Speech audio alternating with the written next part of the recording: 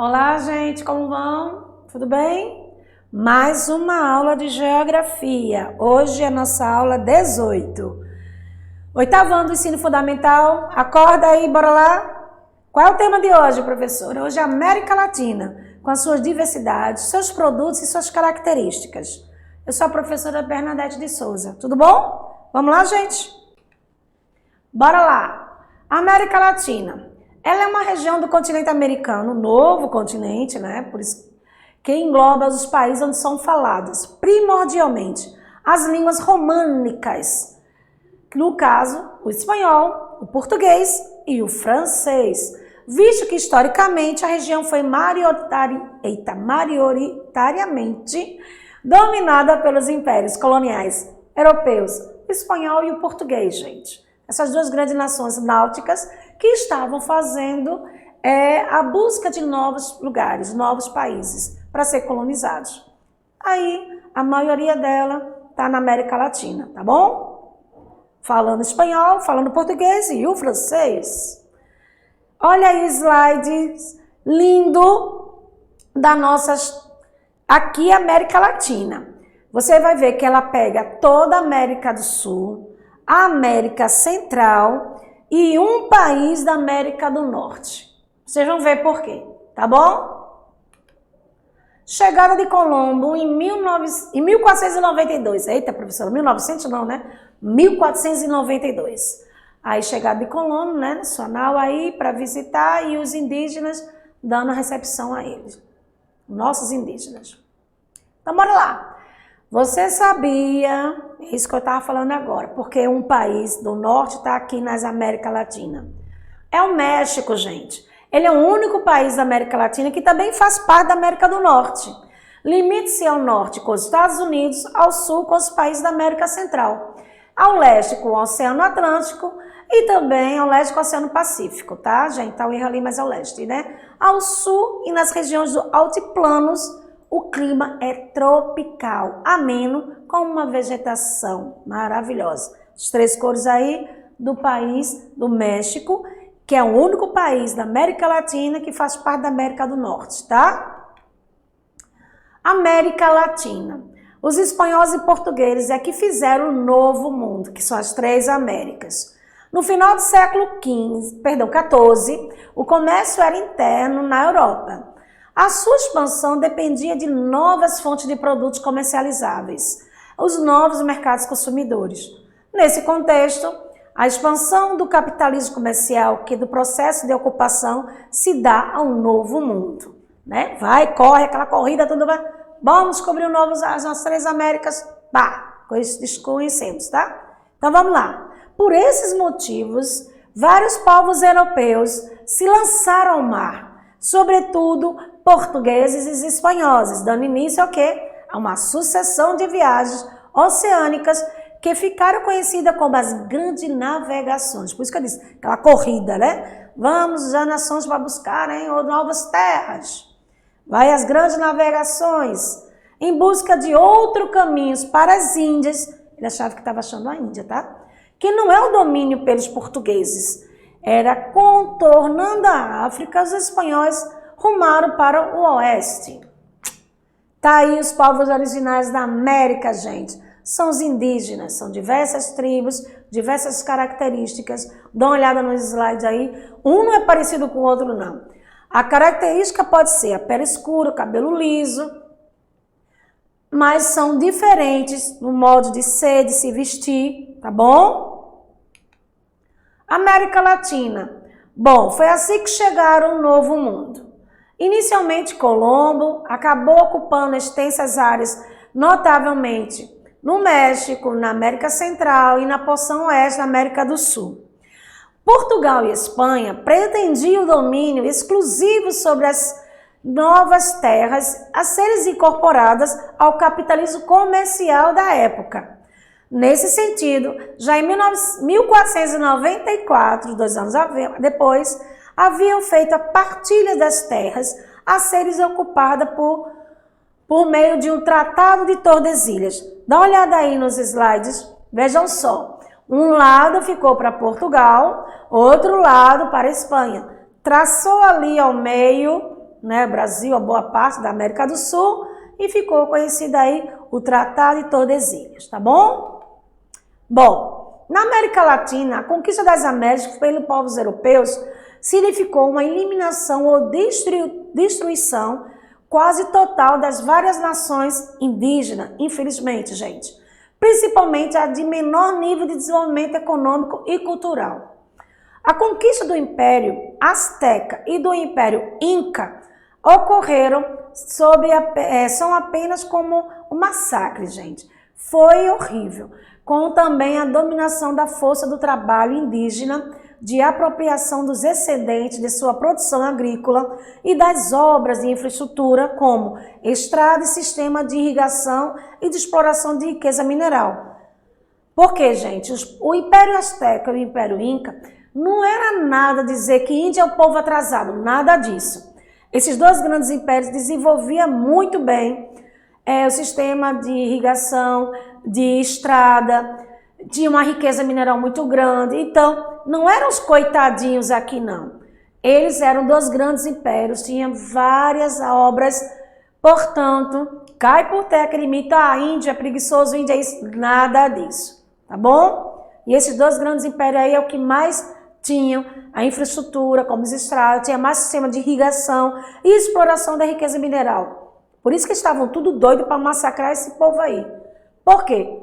Massacrando de maneira horrenda significa que ia dominar toda essa estrutura aí, que já estava prontinha para eles aqui, infelizmente.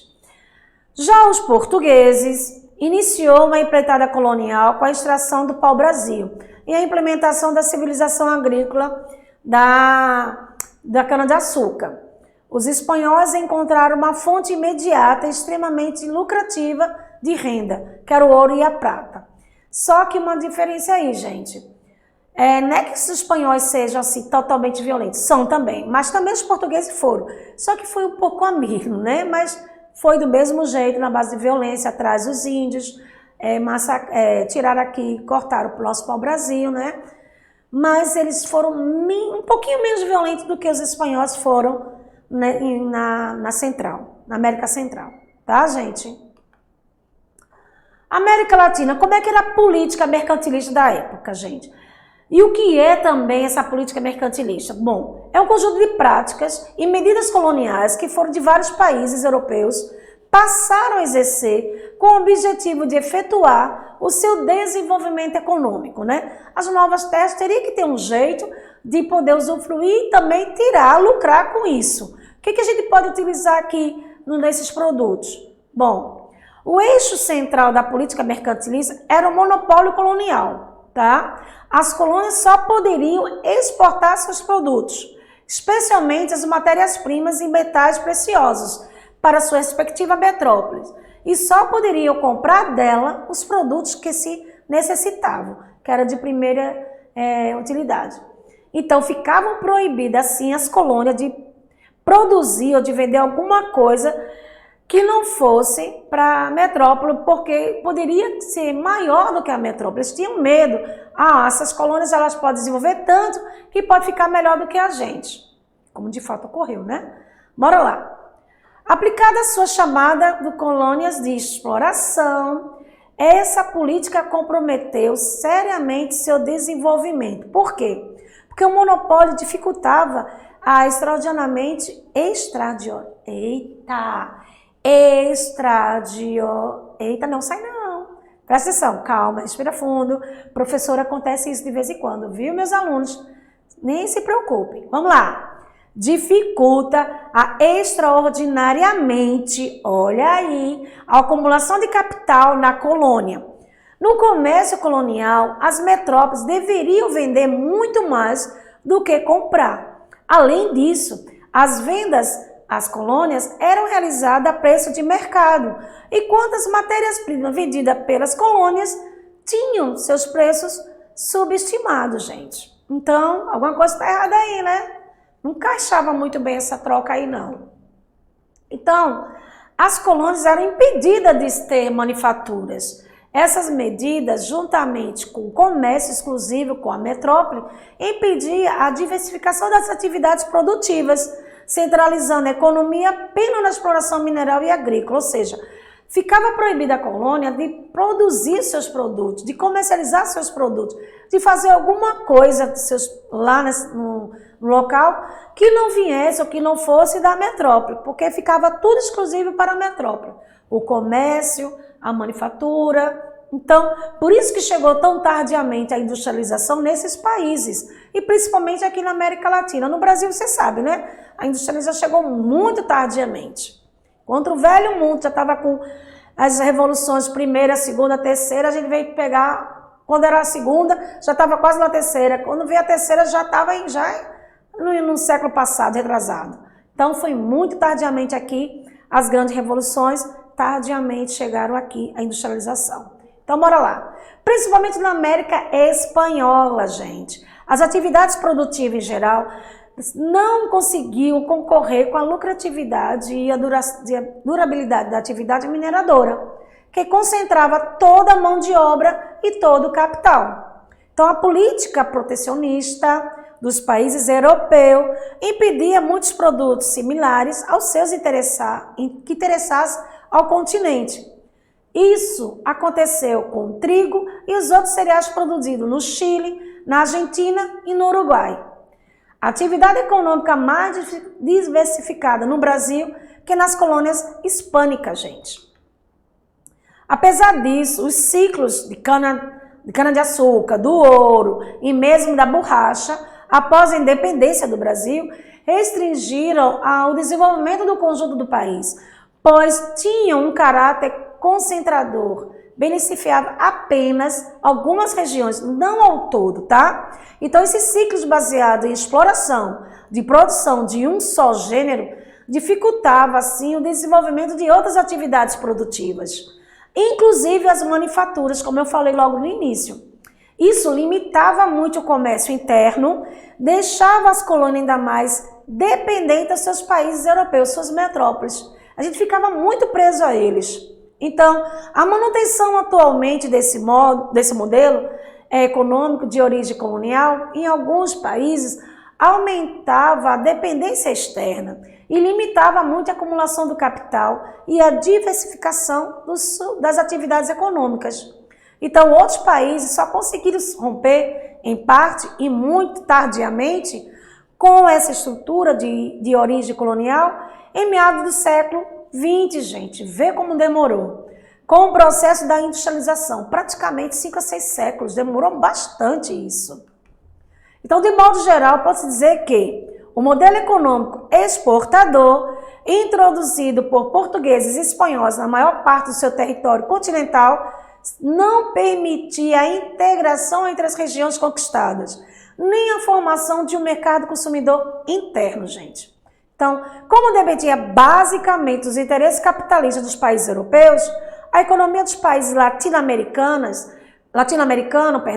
foi marcada por ciclos de prosperidade e de atraso, já que os produtos exportados ficavam sujeitos à competitividade internacional e condições do mercado externo.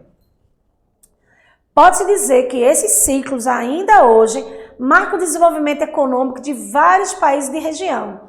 Além disso, a desigualdade social e concentração de renda e de propriedade da terra se caracterizava em maior ou menor escala entre os países encontrados em suas raízes, justamente nos mecanismos que comandavam o sistema colonial, gente. Então, a colonização da América, exploração e de povoamento. Como é que foi essa colonização? No continente americano, a primeira área de superfície, dá uma olhada aqui nos slides, por favor.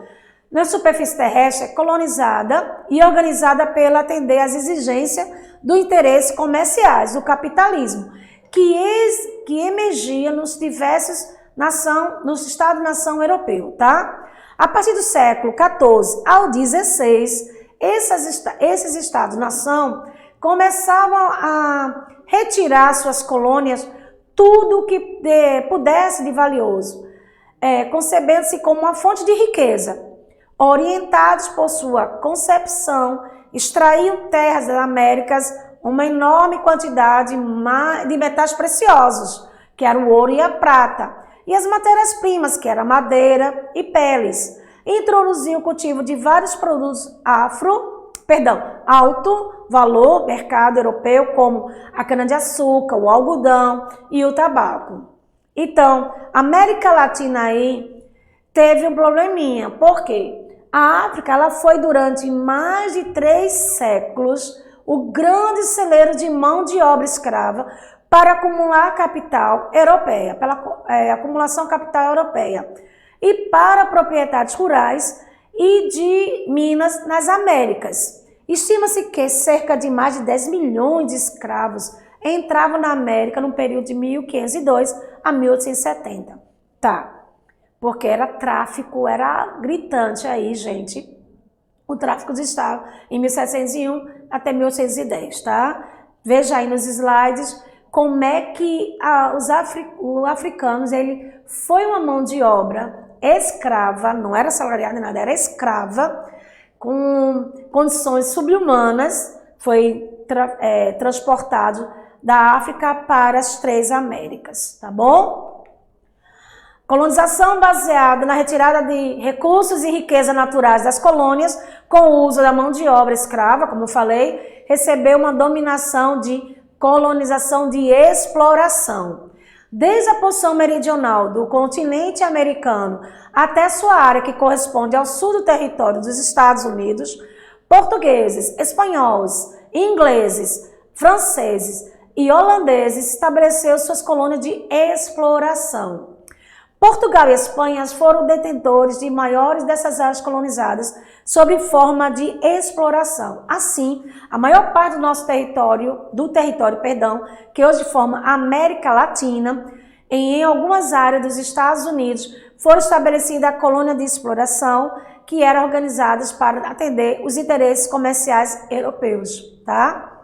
Essas colônias abasteciam as metrópoles de metais preciosos e de matérias-primas. O território americano foi utilizado para o cultivo de diversos produtos de alto valor comercial no mercado europeu, como a cana-de-açúcar, o algodão e o tabaco. As colônias de exploração predominavam nas propriedades agrícolas, monoculturas, voltadas para a exportação, que foram as plantations, onde prevalecia o trabalho escravo. A produção era destinada aos países colonizador, a metrópole que controlava toda a atividade administrativa e comercial das suas terras coloniais. A criação da colônia de exploração, que era o objetivo era transferência de riqueza para as metrópoles, o que determinou uma dependência econômica dos países explorados, mesmo que após a sua emancipação política, continuava no mesmo esquema. Plantation, como eu falei, gente, da monocultura, é como se fosse um tipo de agricultura de poucos produtos e sempre dos mesmos produtos em uma área enorme. E era tipo de agricultura ainda bem tradicional, tá? Os Andes, que se contornava todo o lado ocidental da América do Sul, em torno das mais extensas cordilheiras do mundo, seu relevo variado abrange geleiras, vulcões, pradarias, desertos, lagos e florestas. Essas montanhas abrigam sítios arqueológicos pré-colombianos e a vida selvagem, como titilhas e os condores, tá? Da Venezuela no norte, a cordilheira passa por Colômbia, Equador, Peru, Bolívia, Argentina e o Chile. Os Andes, dão uma olhada aí dos Andes, vê esses animais e suas geleiras. Essa foi a nossa aula. Deixa eu só terminar com a última foto aí, que foi bem rapidinho. Os Andes, tá bom? E aí, vocês gostaram de conhecer um pouco da América Latina, né? Foi mais exploração, só uma parte da América do Norte que foi de povoamento.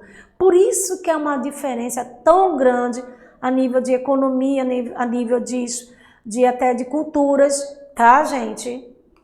E vamos para a atividade de revisão. Bora lá para ver se vocês aprenderam alguma coisinha. Vamos lá. A respeito das características da América Latina, olha nos slides aí. Estão corretas as afirmativas abaixo, exceto uma, gente. Ela não condiz com as características da América Latina. Vamos lembrar? Vamos lá. A letra A. A América Latina, ela representa a maior parte do continente americano e localiza-se entre o Rio Grande, fronteira dos Estados Unidos e o México, e a Terra do Fogo, extremo sul do continente. Letra B. A América Latina ela é regionalizada de acordo com o critério físico, como relevo, hidrografia e o clima. Ela é dessa forma regionalizada. Letra C. A América Latina é muito extensa no sentido do norte ao sul. Sua área total é de 21.060.501 km², o que resulta em uma densidade demográfica de 20,8 habitantes por quilômetro. Letra D. A América Latina recebe esse nome porque é composta por países que têm como língua oficial idiomas que derivam do latim, que foi o português, o espanhol e o francês. Letra E. O México, embora tenha sua proximidade com os países da América anglo-saxônica, é um país que possui mais semelhanças históricas e culturais com os países que compõem a América Latina. Estão lembrados do que eu falei? Então, bora lá, gente. Qual dessas, A, B, C, D ou E, uma delas não condiz, não é característica da América Latina? Vamos pensar um pouco? Posso dar a resposta? Já? Que tá bem fácil aí, gente. Vamos lá? É a letra B, meus amores. A letra A não poderia ser porque o continente está localizado entre o Rio Grande, que é a fronteira dos Estados Unidos com o México, e a Terra do Sul, que ela vai do sul do continente. A letra C não pode ser porque é verdade, a América Latina ela é muito extensa, né? Ela tem uma área bastante grande e a densidade demográfica também. A letra D também é verdade, gente. O nome dela é composto por causa dos países que foi oficial os idiomas, então os países que foram colonizados e deram esses 3 idiomas, o português, o espanhol e o francês. E o letra E, gente, lembra que tem um único país da América do Norte que faz parte dentro do componente da América do Sul, porque suas características, suas históricas, sua cultura, ele a compõe da América Latina. Então a única errada é a letra B. Ela é regionalizada de acordo com o critério? Não, gente. Ela é regionalizada de acordo com a sua emissão mesmo, o potencial de outras áreas, tá bom? Dá tempo ainda para o segundo, rapidinho. Do ponto de vista histórico-social, o continente americano divide-se em América anglo-saxônica e América Latina. Identifica a proporção característica incorretamente, ou seja, errada, que dá a América Latina. Vamos lá? A letra A. O colonizador, por exploração, deixou suas marcas profundas nessa parte da América, entre as quais excessivas concentrações de terra. Letra B. O colonizador fixou imediato a terra, criando um mercado intenso, responsável, precoce, desenvolvimento industrial. Letra C. A dependência em relação aos países centrais, que é estrutural, muito embora as forças endógenas também atuem de formação econômica social. Letra D. Países como o México, o Brasil, a Argentina, podem ter características como uma periferia industrializada. Letra E. O espanhol e o português são as línguas oficiais dominantes, embora existam alguns países que falam inglês e francês. Qual dessas letras aí está errada, gente? 1 e 2. É a letra B, professora.